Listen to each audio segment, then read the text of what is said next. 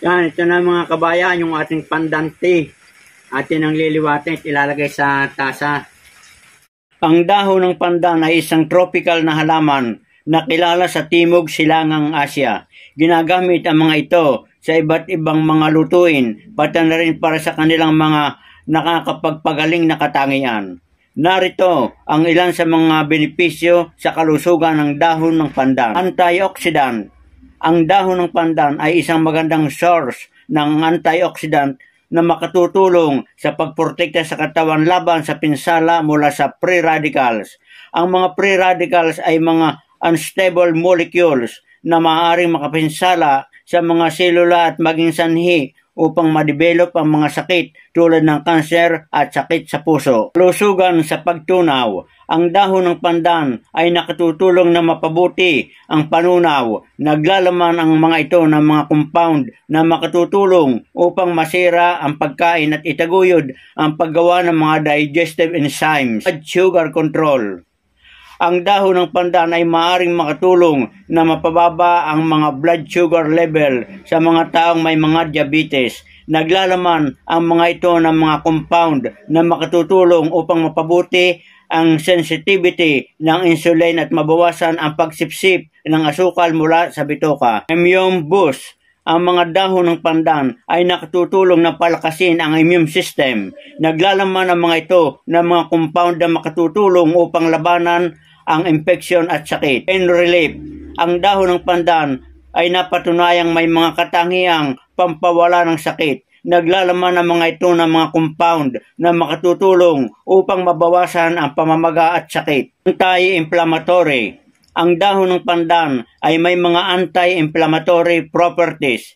Makakatulong ang mga ito upang mabawasan ang pamamaga sa katawan na maaaring maging kapaki-pakinabang para sa iba't ibang mga kondisyon tulad ng arthritis at hika. Bukod sa mga benepisyo nito sa kalusugan, ang dahon ng pandan ay ginagamit din para sa iba't ibang layunin tulad ng pagpapalasa.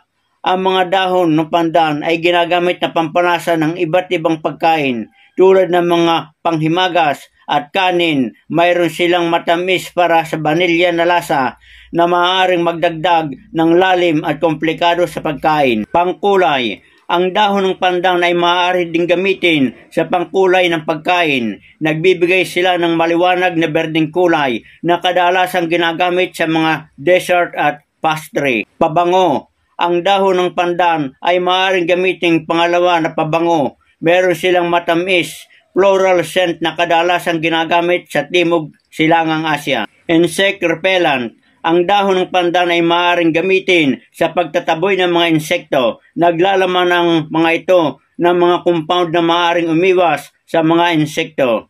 Traditional na gamot.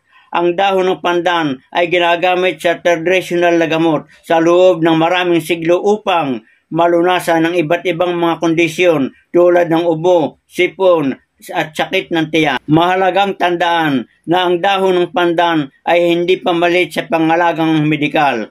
Kung pinag-iisipan mong gumamit ng dahon ng pandan upang gamutin ang isang kondisyong medikal, mahalagang makipag-usap mo sa iyong kilalang doktor. Kumukulo na mga kabayan ang ating ginagawang tsaa ng dahon ng pandan. So atin ang pahinain ng apoy, iintayin lang natin yung 15 minutes at ating hahanguin na kapag katamtaman ng lamig. Yan, ito na mga kabayan, yung ating pandan tea. Atin ang liliwatin at ilalagay sa tasa.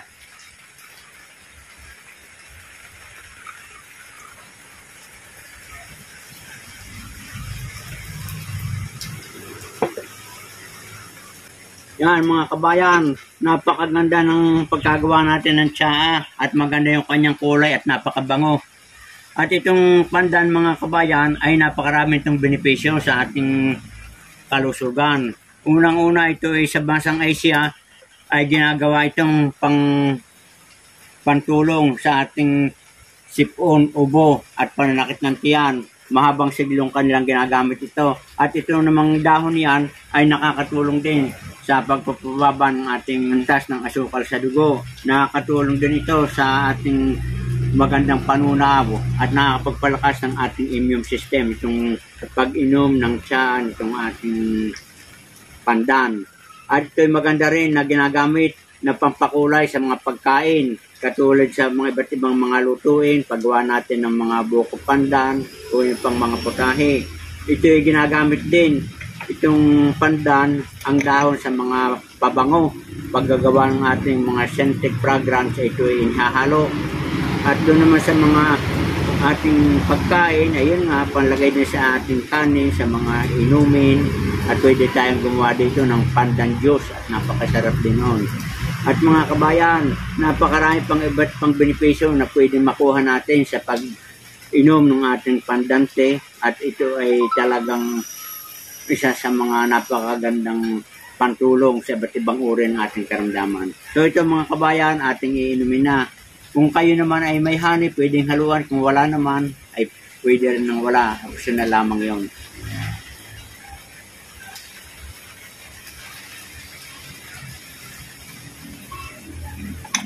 Ayos na ayos mga kabayan, napakasarap ng pagkatimpla ko. Talagang 15 minutes na pinakulo natin sa medium fire, hindi yung bigla. So yan mga kabayan, hanggang dito lamang, at sana'y nagustuhan ninyo ang pagbabahagi ko ng mga benepisyo ng pandan sa ating kalusugan. Good luck and good health. Ingat kayo palagi mga kabayan. At sana naman kung inyo nagustuhan, paki-share and follow, like and subscribe.